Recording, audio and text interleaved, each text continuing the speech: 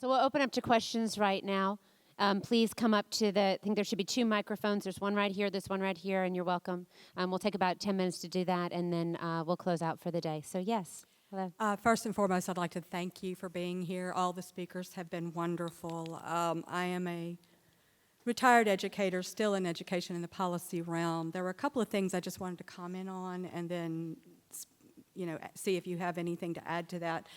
We talked about discipline. One of the things about discipline is that the Federal Department of Education has incentivized the use of trauma-informed education and ACEs and all of those things. If you go back to the Broward County Parkland shootings, if you read Andrew Pollack's book, Why Meadow Died, he really outlines how the federal government incentivized and allowed the young man to do what he did.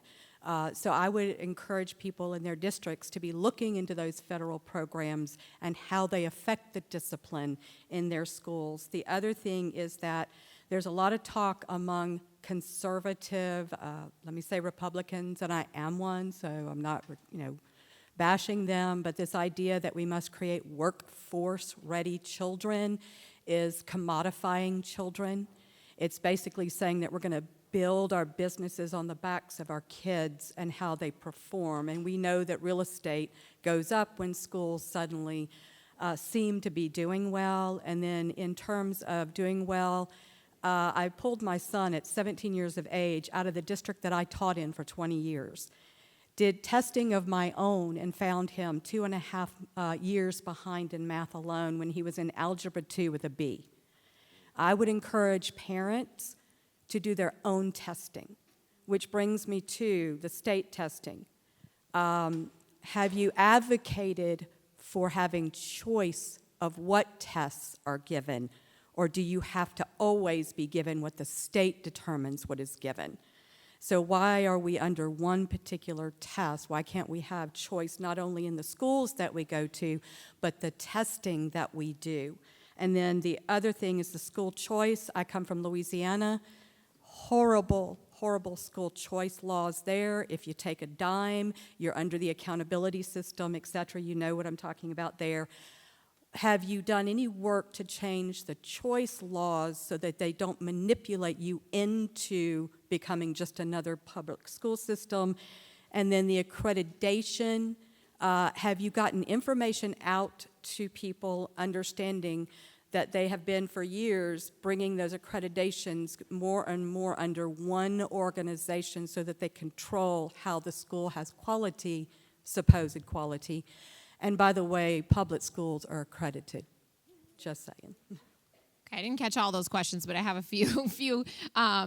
Classical education, which I believe strongly in, and I work every day to expand the access to classical education to every family who wants it. It has educated people for hundreds of years for any job that's out there and any innovation that's out there, and that's what we really should be pushing for. The reason you see this CTEs, career and technical education, creeping all the way down into middle school now, this because they don't have anything else to offer. They're not providing anything of quality, so that now they want to show that they have taught the children some content, and instead of going back to the content that our founding fathers had in order to create this great nation, they're going to content like how to build this or that, and how to do certain careers. But we need to steer our entire system back to the high quality classics, history, and content that these children deserve. That's going to prepare them for any career after high school. There was one other, the accreditation. I wouldn't throw the baby out with the bathwater completely on accreditation. I would love to have a classical accreditor, but we actually just went through the accreditation process because in Florida, you can have access to additional funding if you're accredited. So our classical charter schools are all accredited through Cognia, which accredits a lot of the public schools. And I was a little hesitant at first that they were going to have some kind of requirements that would require us to change our programming, but they didn't.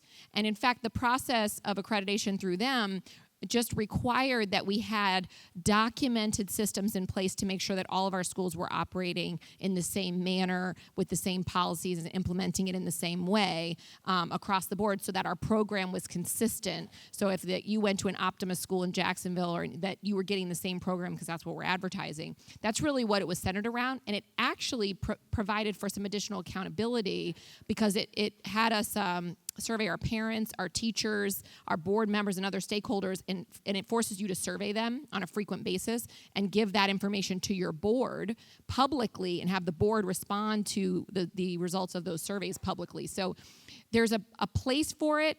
I totally understand the concerns about accreditation, especially when it comes to a monopoly, but accreditation can be used for the accountability that a lot of us have talked about and transparency that a lot of us have talked about. So we want to be careful about throwing it all out when some of them are using it in a way that's negative. So to build off what you were talking about on CTE and the career technical education down into the middle school, when your kids can't read, when they don't have any concept of functional academics, use shiny toys. I wrote a piece on this for the Federalist. STEM education, in large part in many of our public schools, has become a scam.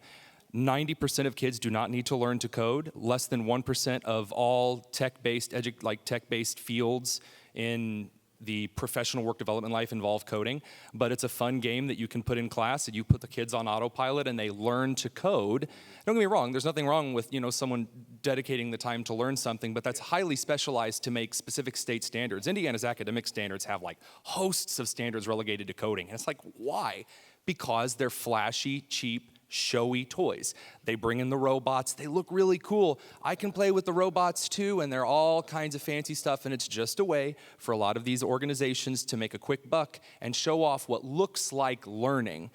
Realistically, as opposed to classical education, which we talked about, and Jeremy Wayne Tate and the classical learning test as an alternative to the SAT and the ACT, colleges that accept the CLT are fighting over students that take the CLT because of how rigorous and incredibly deep you have to, or the incredible amount of effort you have to prepare to achieve a deep sense enough to pass the classical learning test. And understanding the classical literature canon is incredibly important. So I would really put, for those who are considering homeschool and private options, put more of your research into classical learning. Realistically, as to accreditation, I think that first we have to establish how a lot of our schools are grading in general. I alluded earlier that at Lawrence Township in Indianapolis, our principal told us that we needed to rate how we graded ourselves as educators based on the grades we gave our white students and then our students of color. So black students, then they say brown students, which is like 38 different cultures, but no one ever has any problem with that, which sets up the problem of equity grading, which is, Paul, that's more your specialty. Oh yeah. Well, one of the things as I started to hear from parents who were, as the questioner said, pulling their children out from the burning building, is that when they would receive the standards for that grade and started to teach them and understand what the foundations were in math, in particular, it's just because I'm a math teacher, it would find that no, you don't know the foundations that you need to even be in the grade that you're in. And why is that? Why is my child have a B in algebra when they don't know how to solve a linear equation? Racism. Well, yeah, that's but some of it is,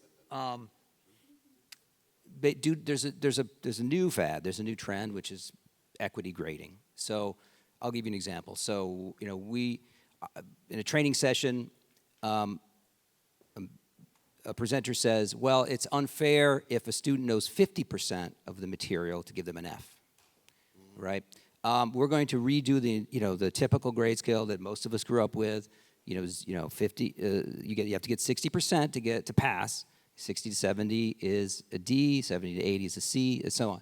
So there's this really crushing of standards, really, because all under the guise that if you have performance gaps, and you identify those performance gaps, which are learning gaps, essentially, you are doing harm. You are blaming the child. This is a total red herring that is used to basically impugn the motives of the educators who are trying to give necessary skills to children so they can succeed. I don't think they want them to succeed. They want them to remake society. That is the ultimate aim. So they don't want to make a child fit the mold of what actually will help them move forward in life. They want them to be maladapted so that they change the society that they're entering. That's my 2 cents. I just hope and pray, and I'm going to add this in here. I just hope and pray what you just said as far as that whole 50% not giving an F. But I hope and pray that our doctors, and by God, my pilot that's flying me back to D.C. didn't fail their certification test. But was made to feel okay about it. Yeah, but was made to Right. feel okay about it. He passed with a 25%. But he passed, for though. goodness sake. I'll drive back, for goodness sake. You know, one of the things we say, one of the things that we talk about at Moms for Liberty, and if you've served as a school board member, you know this, the only thing that school districts do better than protect themselves is celebrate themselves. And they don't want failing data because it shows that they're failing our children. And I've heard Terris say before, we have to stop funding failure, and we absolutely do. We have one more question, and then we're going to turn it over to Carol Swain to close us out for the day. Yes, sir. Well, I am coming to this. This has been an eye-opening situation. There's a big elephant in the room, and I'm going to be running for school board. Yay. Big round of applause. But Awesome. Proud American. My wife was in the metro school system. She was assaulted 3 times. Now, she prosecuted and got him out of the classroom. Now, there's a Clery Act that I've just been made aware of where you have to make known the abuses that have been done. But when the parents are not involved, how do you get the parents involved? I mean, we have non-participating parents. That's why we're part of the reason why we're where we are now. How do you get the parents involved when they just want to use the school as a babysitting service? So that is a very key thing that you've mentioned that has gotten me a lot of flack from some parents. Some parents have done a really great job. However, the reason that a lot of parents started caring about what's going on in schools around COVID is because they were forced to sit in the same room as their child and see what was on their screen. No matter how you code it, that is a fault of those parents. Just as a lot of teachers I know make mistakes, a lot of parents are really late to the game. Now, I stand allied with those parents. However, there are a lot of parents that are not yet pulling up to the game to play. And sometimes we have to accept blatant truths and criticisms. I accept a lot of criticisms and things that I did in my classroom during my public school teaching days that weren't the best practices for kids.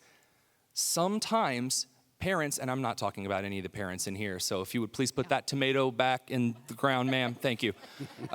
Realistically, I think that more than anything, there are tough conversations that need to be had, and that valuing a conversation with a parent saying, look, your kid is failing and it's because they're not doing anything. And when your kid comes home and tells you I didn't assign homework, they're lying, because kids lie. And that's what they do, because we're fallen, sinful creatures and humans stink.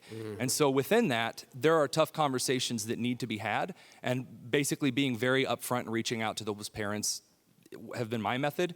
And you basically have a 50-50. They may go off and do nothing and, you know, I'm going to see their kid next year again, or they get involved.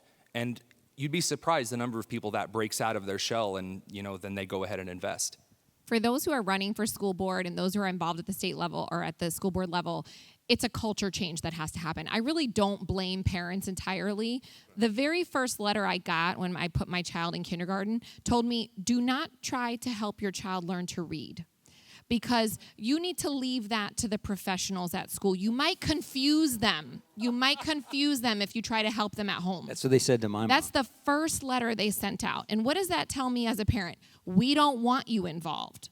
And when you go to school board meetings, any one of you have been to a school board meeting, I'm sure you got the message that they don't want you involved. And so the culture from school districts says, thanks, but we've got it. We don't want your involvement. You're not helpful. You don't know what you're doing. And we've been sending that message to parents for years and years. Don't feed your children. We want to feed them. Don't bring your children to school. We want to transport them. Don't help them with their homework. We're not even going to send homework anymore. You might confuse them, right? So don't come to school board meetings. You aren't professionals.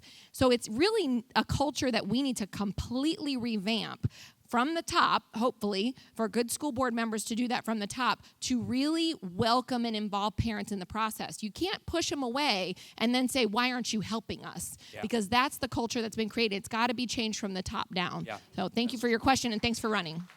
So I want, if we could give our panel a big round of applause. Did you want to have us tell them where to follow us and whatnot? I'm going to, All right. I'm going to make one last statement. One of our chapters just put up a billboard. It's our first billboard. Yeah, it's very exciting. I hope there will be many more Moms for Liberty billboards around the country reminding parents about, the fact that they have the natural right to direct the upbringing of their children. But I just wanted to read to you. It's a quote from Thomas Paine, and we'll close. And then our panel's going to share with you how to get in touch with them. I prefer peace, but if trouble must come, let it come in my time, so that my children can live in peace. So I thank you all for being joyful warriors with us. And panel, how can we get in touch with you if we want to learn more about the work that you're doing? Erika Donalds, Erika with a K only, Donalds with an S. All of my social media is at Erika Donalds, and my website is optimaed.org, where you can learn about what we're doing to help bring school choice to communities across the country. My Twitter is Paul D, as in Damian Rossi. It is a mud wrestling match that is ongoing, and here's one of my tag team partners. You can follow me on Twitter at the Tonus, TheTonus, because I still haven't grown up yet. And you can follow Chalkboard Review and read many great authors like Paul, like Frank McCormick down there, Chalkboard Heresy. You can read all of those at thechalkboardreview.com. All of our socials are at chalkboardrev. Terris.Todd at heritage.org. Terris, Terris. Todd, Todd, at heritage.org. And again, follow Moms for Liberty on Twitter, on Facebook. Go to our website, www.momsforliberty.org. We have some T-shirts over there and some more information about our organization. And remember, everyone is welcome to join. Thank you very much for having us today.